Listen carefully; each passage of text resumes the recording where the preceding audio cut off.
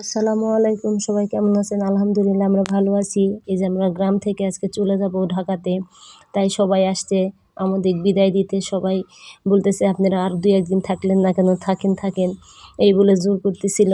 আমরা বলছি না না চলে যেতে হবে, বাচ্চাদের পরীক্ষা সামনে। এই জন্য সবাই আমাদের দিতে আসছে বিদায়। দেখেন আমার মেয়েটা, ওরা যে এত ভালোবাসতো, এত আদর করছে, আর আমাদেরকেও এত আদর করছে। আমাদের এত আদর করছে, আমাদের বলতেছে চলেন আপনাদের নদীর পার পর্যন্ত আগায় দিয়েছি। এই হলো গ্রামের নিয়ম। গ্রামে বেড়াতে গেলে সবাই আর সাথে সাথে আগায় দিতে যায় রাস্তা পর্যন্ত, গাড়ি পর্যন্ত। এটাই ভালোবাসা, এটাই অনেক মহব্বত। এটা আমাদের কাছে অনেক ভালো লাগছে। দেখেন নদীর পার পর্যন্ত আমাদের আগায় দিতে যাচ্ছে। বাড়ি থেকে অল্প একটু দূর নদীর পার, ছোট্ট একটা নদী, আর ওখানে নৌকা দিয়ে পার হতে হয়।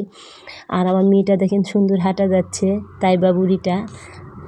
আর সাউদা ওই হচ্ছে আমার বিয়ানের মেয়ের কোলে চলে যাচ্ছিল নদীর পার পর্যন্ত। এই যে আমরা এখন নৌকাতে চড়বো, আমার মেয়ের দেব নদীর পাড়ে এসে পানিতে নামছে, বলতেছে আপনারা নৌকাতে ওঠেন, দেখেন আমি আপনাদের জন্য পানিতে নেমে গেছি। আর আমার বিয়ে পানি সেচতেছে, বলতেছে যে আমি পানি নৌকা থেকে কমাই, কোনো ভয় নাই, চলেন আপনারা নৌকাতে। আমি অনেক ভয় পাইছি, আমার ছোট ছোট বাচ্চা যদি নৌকা ডুবে যায় এই জন্য ভয় পাইছি। করছে ভয় নাই। এইবার যখন নৌকাতে চড়ে এপার আসলাম, তো আমার বিয়ে বলতেছে চলেন আপনাদের পদ্মা সেতু পর্যন্ত সিএনজিত করে নিয়ে যাব, আপনারা দেখবেন সিএনজিত চড়ে কেমন লাগে আমাদের এই পারের দৃশ্যগুলান। তা আসলে ওই পদ্মা সেতুর ওই পার অনেক সুন্দর করছে ডিজাইন, আমি তাই ভিডিও করলাম।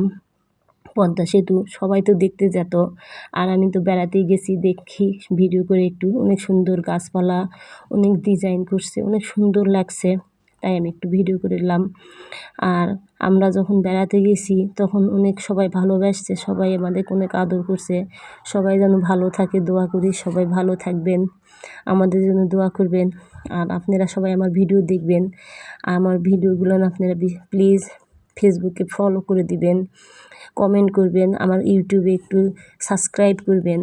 আর আমার ভিডিও ভালো লাগবে কমেন্ট করে বলবেন আমার গ্রামে কেমন হয়েছে। গ্রামের ভিডিওগুলো আমি করলাম, আপনাদের কাছে কেমন লাগছে কমেন্ট করে বলবেন। অনেক ভিডিও ছিল আমি ছাড়তে পারলাম না।